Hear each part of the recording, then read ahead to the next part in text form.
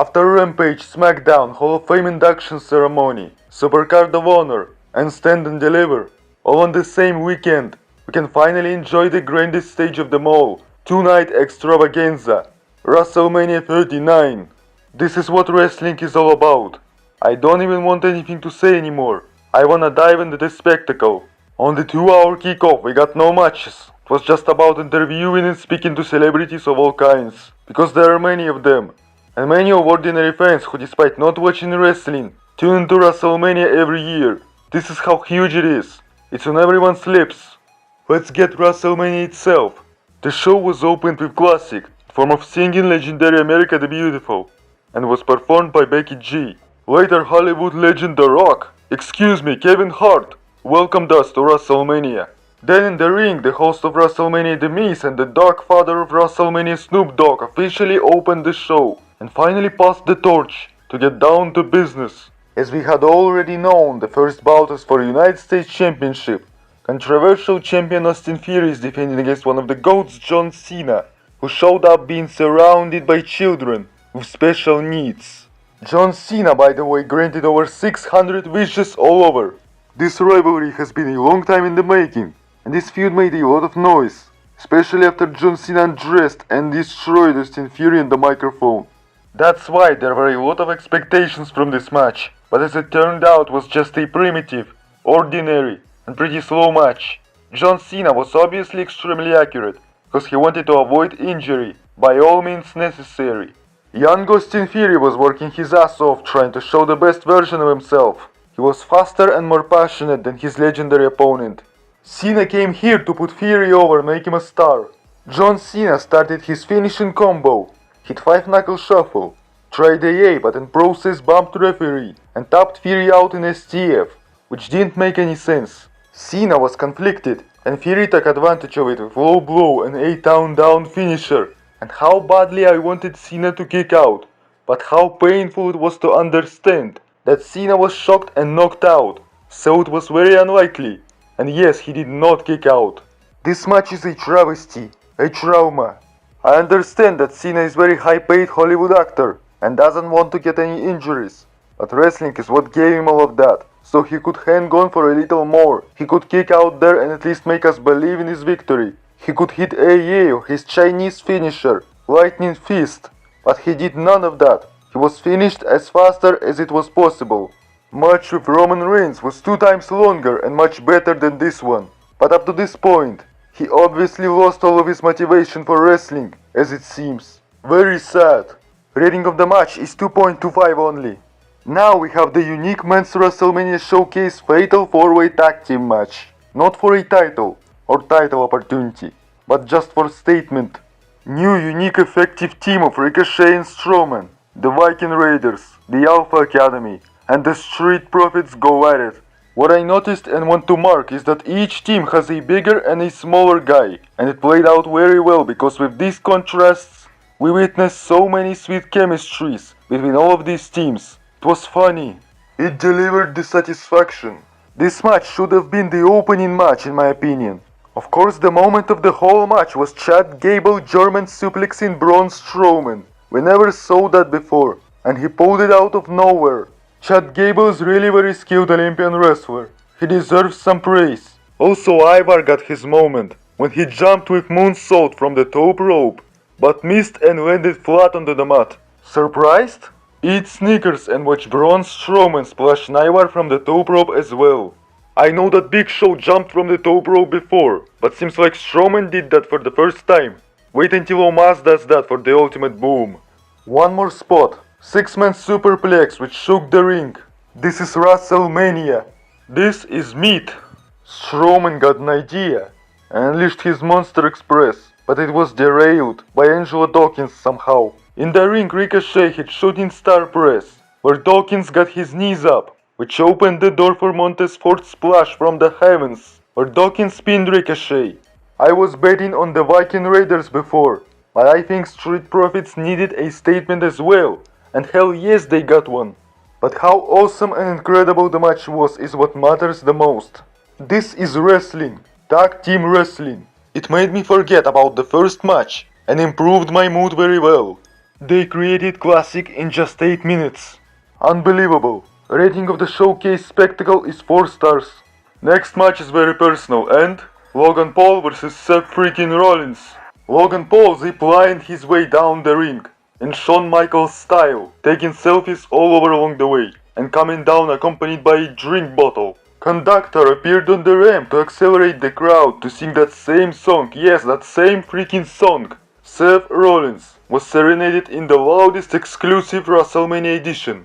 You can rewatch this 10 times in a row. The match began with insult to injury as Logan Paul tossed Rollins over the top rope. Paul was doing a lot of mocking of Rollins. He was trying to bait him to make mistakes, and in the beginning he was quite successful, and Seth Rollins was getting frustrated because of it.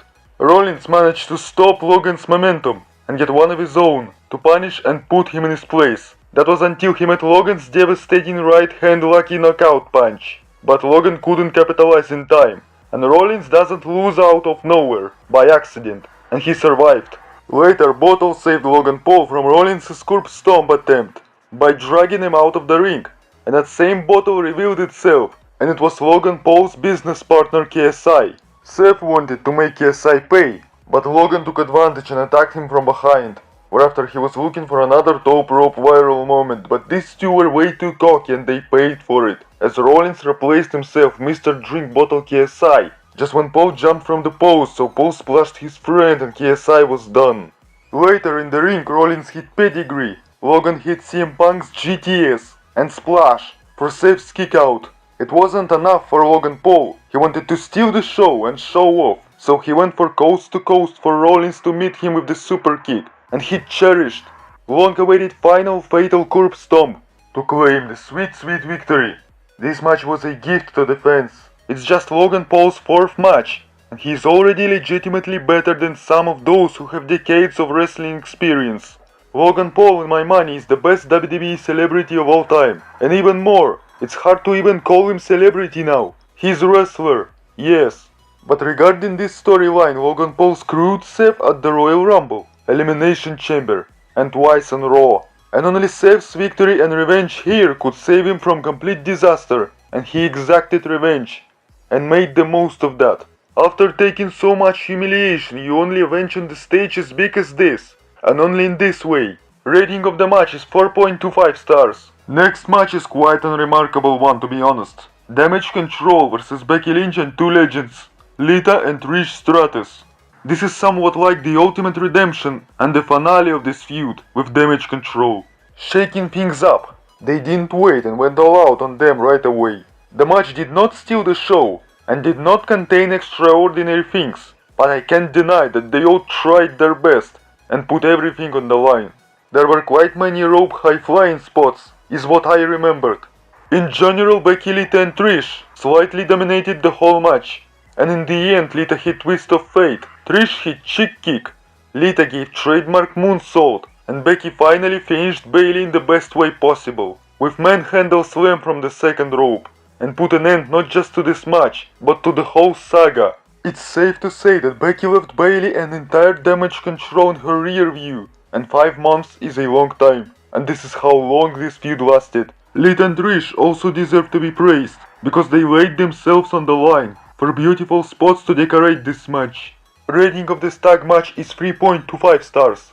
World's most dangerous criminal Dominic Mysterio himself is being escorted from jail and sent straight to the SoFi Stadium for finally a fight with his father, legendary luchador and brand new Hall of Famer Rey Mysterio. For 7 freaking straight months, Rey Mysterio was taking a bump after bump, humiliation after humiliation, from his deadbeat son, and snapped just only a week before WrestleMania.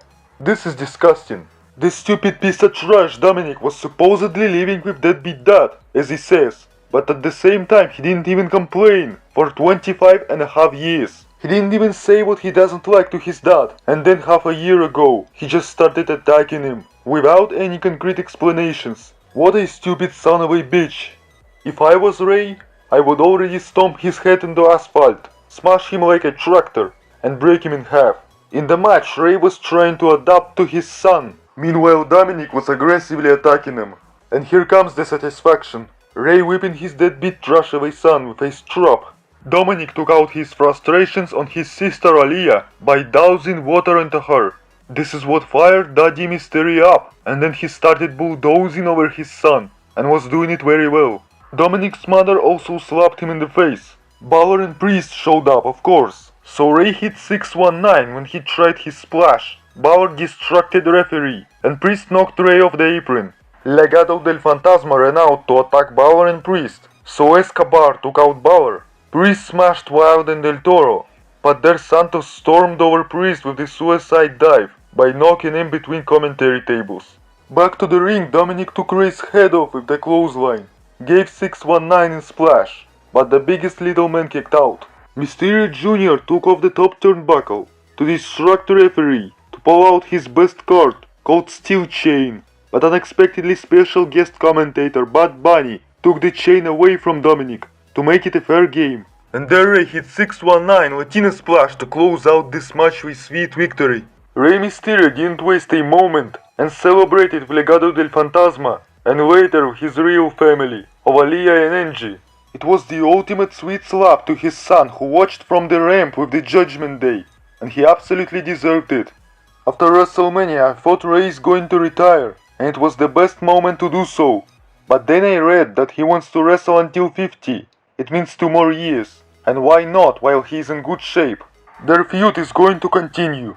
The rating of that match is 3.5 stars.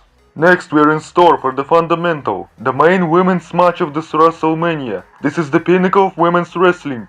Royal Rumble winner Rhea Ripley is challenging the opportunity Charlotte Flair for her SmackDown Women's Championship. No jokes, no fun, just the highest class of women's wrestling. Charlotte has more wins at WrestleMania and more titles than anyone. It doesn't get bigger than beating Charlotte Flair. Meanwhile, Rhea Ripley is very brash, very bold, and claims that she is absolutely different now than before, and I agree. 3 years ago and even 2 years ago, she was just uncertain, doubtful, but now she knows who she is, and she thinks she is ready to shoot for the sky. We had a long filling out process. These two couldn't find the key for one another. They didn't hurry and were always calculating. Ripley hit painful suplex on Charlotte from the top rope, and just then Charlotte out of nowhere busted Rhea with natural selection. Also Rhea blasted Charlotte Flair with German suplex, where the Queen dangerously landed on her head. They couldn't keep each other down, no matter what they were throwing and trying to do. The highest level of slow intensity. Charlotte almost bumped referee Jessica Carr, and by taking advantage Ripley smashed Charlotte's skull with a headbutt and hit Riptide, which always won matches for her against everybody but not Charlotte, who kicked out with power. Charlotte escaped Cloverleaf and smashed her opponent with the spear. After all of this they were immensely frustrated. Something had to give. Flair worked figure 4 and Ripley didn't let her to transition into figure 8 as she grabbed the rope to force the break. Final battle in the corner on the top rope ended with face first into the ring post and massive thunderous riptide from up high, which brought the eradicative victory and all the flowers to Rhea Ripley, along with the SmackDown Women's Championship. Wow, maybe the best women's wrestling match I have ever seen. You take your devastating finisher and apply unique reinforcement to it, and this is what it takes to beat Charlotte Flair. Not just tremendous intensive match, but the proper ending. Big story behind that, the bestly constructed match, and the correct winner. Women's wrestling is nowhere near that. Under some circumstances, women can give us banger matches like this. Rating of this match is 4.75 stars. Before the main event, standing in the ring, alongside Snoop Dogg, The Miz, announced Night 1 attendance, which is 80,497. But not so fast, Miz. Snoop Dogg laid a trap for The Miz and negotiated him into a match right in his expensive suit, and his opponent is Pat McAfee. Let's go! The Miz said he is eager to whip McAfee's ass, but he can't make matches official. But Snoop Dogg can. Hell yeah, we're on. In the match McAfee showed his incredible athleticism and passion, expelled The Miz out of the ring.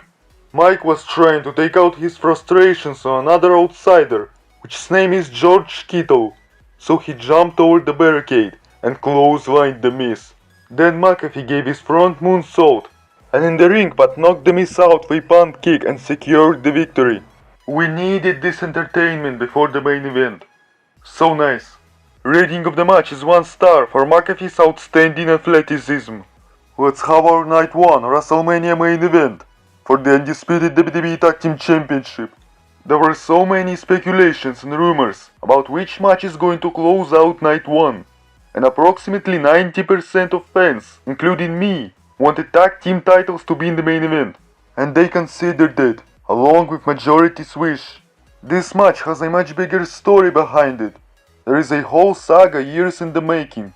It has more aura, more emotions, and more enthusiasm.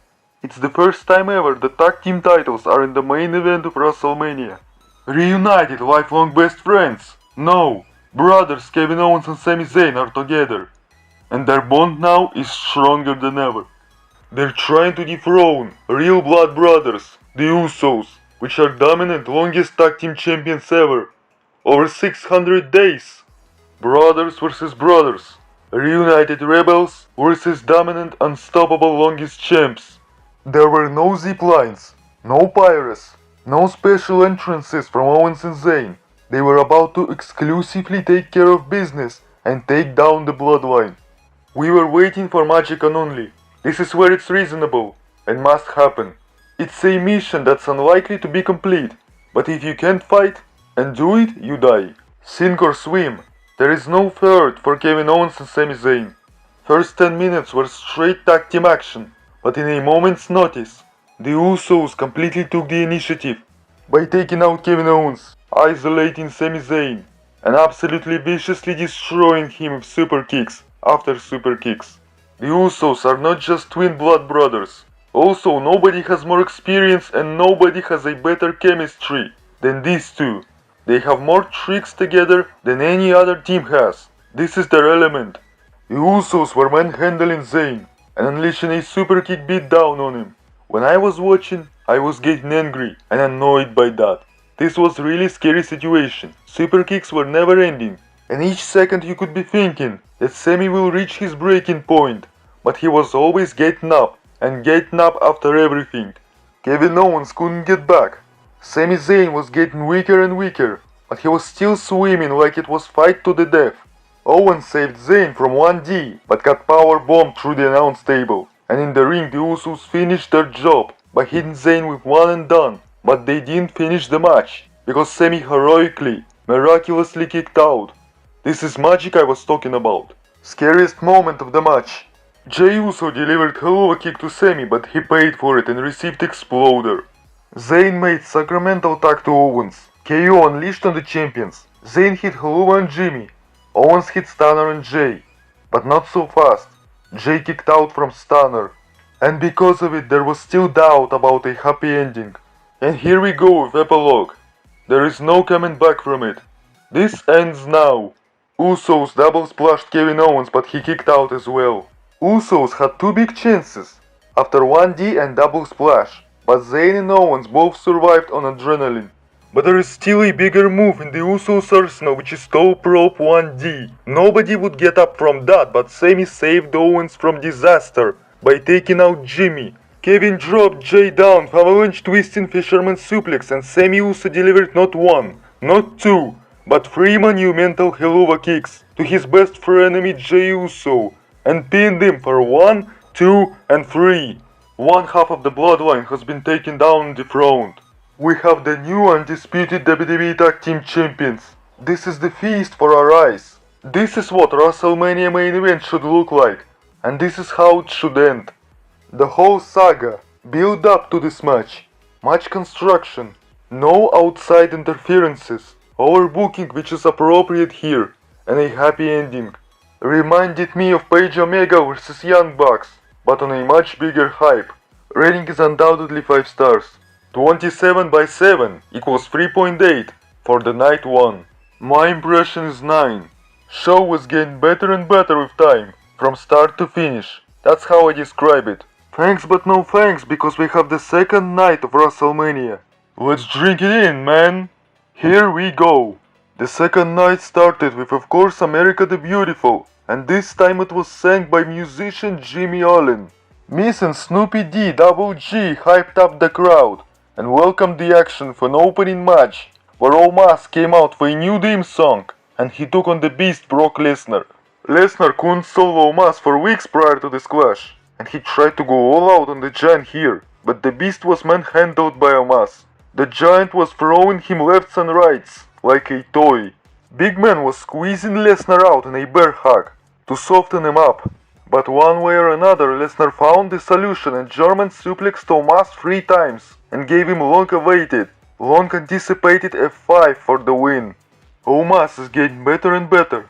He is becoming faster and stronger. He is gaining more experience. I have no idea why if you are so big, people expect you to give moonsaults, 630s, shooting star presses, or 450s, and if you don't, they will say that you suck. They are idiots. They have to compare Omos to guys like Andre the Giant, Big Show, Great Khali, Giant Gonzalez.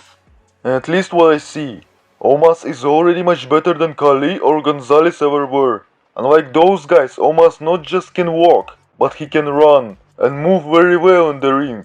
Brock Lesnar understands that, and that's why he gave Omos his moment, to showcase his progress. A rating of the match is 2.75.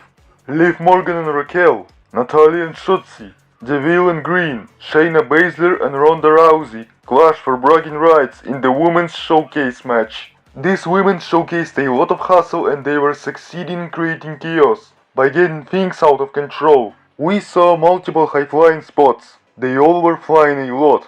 What was very strange is that we just didn't see Shayna and Ronda for the entire match, but they suddenly showed up in the end to smash Liv Morgan with a knee strike and break Shotzi's arm to win the showcase match. It was a painful statement. It's hard to find a women's tag team which can beat these two butchers. Wait until they go for tag team titles for a dominant reign of terror. Rating of the match is 2.25.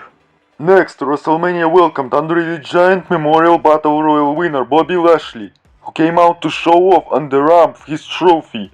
And that's it. No match, no confrontation, nothing. But instead of countless commercials, they could give the almighty a 5-minute match of LA Knight at least. But no, they didn't. In our ways, a high-promising triple threat Intercontinental Championship match of Drew McIntyre, Sheamus, and Unstoppable Champion Gunther, which are going to try to take each other down. Gunther wasn't blinded by the bright lights. He had a scary amount of focus. All business. How awesome was that? Talk about grinding down, gritting your teeth. 3 restless warriors who never quit, unleashed everything they had on each other. Each of these have impressive chemistry with one another one-on-one, but talk about combining them all together at the same time, and you get a bombshell of a fight. They unleashed so many chops on one another, and unlike in Eddie Kingston's matches, here you believe the hype. It was necessary here. This hard-hitting slobber knocker felt absolutely real. They spared neither themselves nor each other. You don't want to get into the ring with these 3. Sheamus hit brogue kick on Gunther, but McIntyre had the audacity to spoil his moment and drag him out of the ring to try his claymore, but received brogue kick where McIntyre kicked out of it. And it wasn't long before McIntyre caught Sheamus with claymore, but even Sheamus somehow kicked out. I didn't expect and didn't want that. I wanted McIntyre's claymore to stay more protected. But this is WrestleMania hard-hitting classic, and that's why they made this sacrifice. Sheamus will not kick out of the claymore next time. After beating the hell out of each other, Sheamus caught Drew with another brogue, but while pinning him, Gunther broke up the pinfall with splash from the top rope and made a short work of exhausted Sheamus and McIntyre by powerbombing both of them and retaining his prestigious Intercontinental Championship by pinning McIntyre.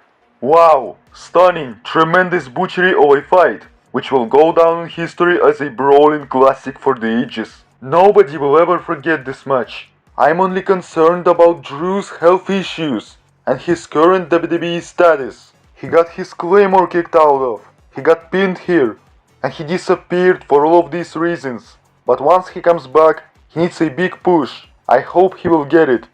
Dave Meltzer gave 5 stars to this match, but I surely will give a very strong 4.75. Very close to 5. Now is a Raw Women's Championship match. Many Asukas introduce Asuka, who's challenging 1-year-long champion Bianca Belair. Exactly 1 year. April 2nd to April 2nd. These two both have much of experience in long matches. They are both very enduring, resilient.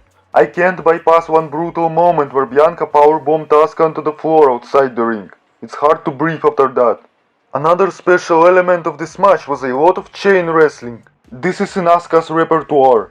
Also, Bianca pulled out a superplex by lifting Asuka with just brute force, raw strength. No jerks, no yanks. Asuka still had one more lethal weapon in her arsenal, but she missed her mist, countered KOD, locked Bianca in her arm breaker. But again, Belair has unbelievable raw strength and just lifted Asuka up while being in this submission and dropped Asuka with victorious KOD to retain. She powered through all of Asuka's mind games, tricks and submissions and won despite everything. It's not a masterpiece, not a classic, just slow pace after fast pace.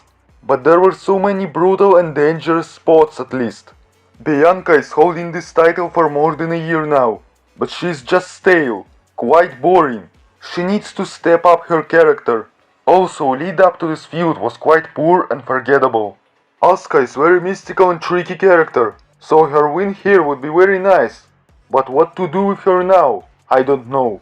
Rating of the match is 3.75 stars. Snoop Dogg and The Miz have a party and The Miz announces tonight's number of 81,395. So total is 161,892.